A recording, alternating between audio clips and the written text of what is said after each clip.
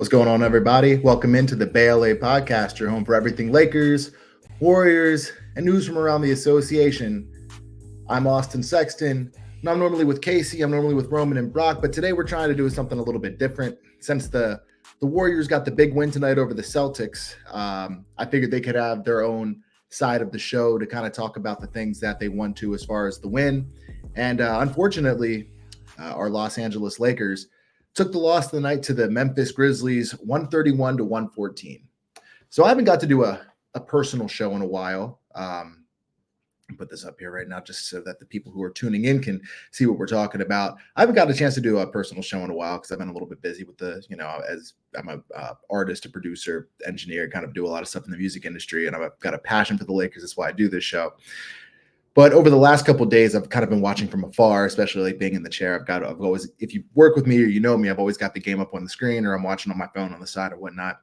And definitely a lot of cause for concern right now. I know it's a small sample size. I know that, we're 8 games in, but there's definitely a lot of glaring things that I want to go over tonight, especially for the Lakers people who listen to this kind of thing, maybe we can heal a little bit together, because I'm sure we're seeing a lot of the same things. So let's get right into it before, we actually get right into it. Make sure to like, make sure to subscribe to the BLA podcast, wherever you get your podcasts at, Spotify, Apple Music, Apple Podcasts. Make sure to like, subscribe, give us a comment, give us a 5-star rating, because I'm just trying to do this for a while. It's a good time. So anyway, let's talk about the game tonight. So I watched Wire to Wire, had a night off, and I was really excited to watch Lakers basketball. And as soon as it was reported that Anthony Davis and Rui Hachimura were going to be out, Rui with illness and Anthony Davis with the heel contusion, I thought to myself, okay, not to be pessimistic, but there's probably a better than not good chance that we're not going to take this game, especially for the workload that we ask for Anthony Davis every single night, night in and night out, which he's been handling phenomenally, by the way. Still think he's an MVP candidate. But I think tonight is a night where you realize how valuable Rui Hachimura actually is to our team, especially on the offensive rebounds or rebounding in general. We got killed tonight. Zach Edey. This was my first night getting to watch him. I don't really go out of my way to watch Memphis, but he seems okay. I think that from, seeing highlights and whatnot, I thought that maybe he was a little bit better than he was as a rookie, but, he did his job. He got boards. He's all 7'3". Absolutely. He was grabbing boards like it was his job. Jaren Jackson Jr., him and LeBron going at each other a little bit. But overall, you see the importance of Rui Hachimura. You see the importance of Anthony Davis, obviously. But what I take away from this more than anything, and I hate to put this like this, but it's been bothering me for a little bit, so I think that we can all kind of understand where I'm coming from, because I know you're probably thinking the same thing too. Max Christie and Gabe Vincent at this particular moment look almost unserviceable. And it's insane. It hurts me to say that, because Max Christie got the contract this summer and he had all of the hype. He was working in the gym every day. Nobody can doubt his work ethic. Nobody can doubt the amount of time that he puts into his craft. But when it comes to it coming out on the floor, he always just seems so nervous, and we don't have time for that. It's insane how different of a player that Max Christie is as soon as garbage time comes. He takes a shot.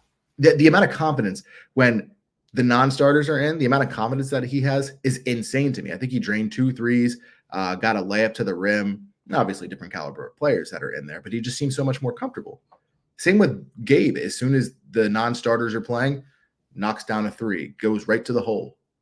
And we don't have time for that. We have rookie Dalton Connect starting tonight, as well as Jackson Hayes, who I hope he's okay. I saw that he injured his hamstring a little bit towards the end of the game there in a collision down in the post. So, but Gabe and Max just seem out of sorts, and it's almost disturbing because there's literally no trade value there. Max isn't even trade eligible for a little bit because he just got his contract.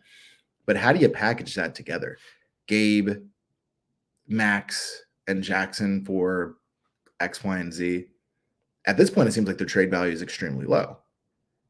Once again, 8 games, but we're not seeing anything out on the court. I believe Gabe's averaging like 1 point, or I think as of earlier, it was 2.3 points per game. Max is averaging 3.6. That's awful, especially for Max being an $8 million a year caliber player. So that was a little bit tough to watch. A bright spot, though, we got Christian Coloco back. And I could talk. I'm actually really happy with the production that we got from Christian Coloco tonight. So let's pull up the box score here. I'm not exactly sure how I'm going to. Oh, look at that. Perfect. So looking at the box score, Christian Coloco, 13 minutes. He was 1 for 2, didn't shoot any threes.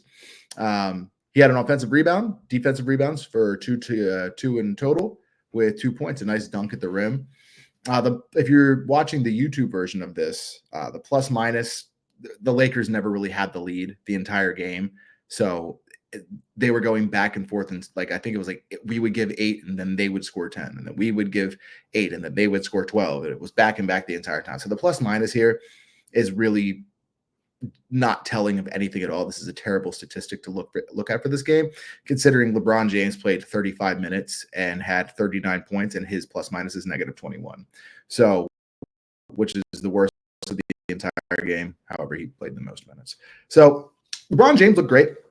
You know, it was cool to watch his little back and forth with Jared Jackson Jr. John Moran also in this one went out.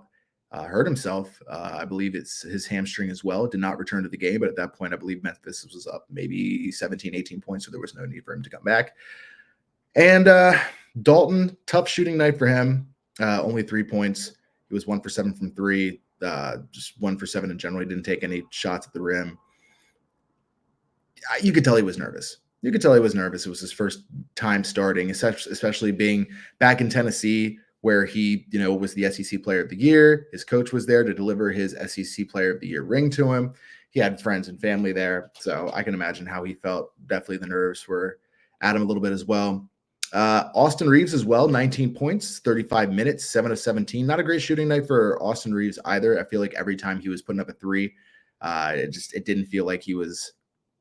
It didn't feel like he was competent, you know. And he's a player. He goes out, he shoots, he does his thing, but it didn't seem like he was all the way there. And then lastly, D'Angelo Russell throwing in 12. You look at the box score, you look at the points, and you see the glaring, you know, holes of Rui and AD. If they play this game, I feel confident that the Lakers win. But what I don't feel confident about is them winning decisively. So that means we're at a point now where we're maybe beating 500 teams, which is about what a 500 record indicates, right? So we're maybe beating 500 teams, and we are, you know, kind of competing with the upper echelon teams. Sure, first 3 games of the season, we got big wins, right? But right now, we're just playing a almost, I hate to say it, a pedestrian, almost last year looking version of brand of basketball. And I still think that the players are bought into JJ. And, you know, this is the ups and downs of being a rookie head coach. We felt great for the first 4 games. The game we lost to Phoenix, we were inspired. It was an inspiring win. And since then, we haven't been able to say that at all.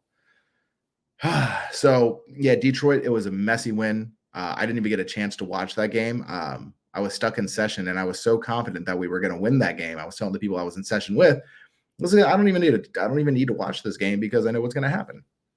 I turn on the 3rd quarter, and I'm like, what in the hell is going on right now? So, but what I wanted to say more than anything else, I'm going to keep this a short show. Plus, my Mac's dying, and I've got a couple things I want to handle tonight that I got to get done.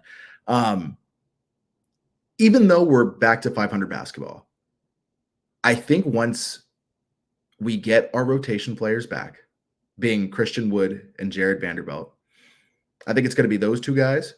I think Dalton Connect is going to be in there as well.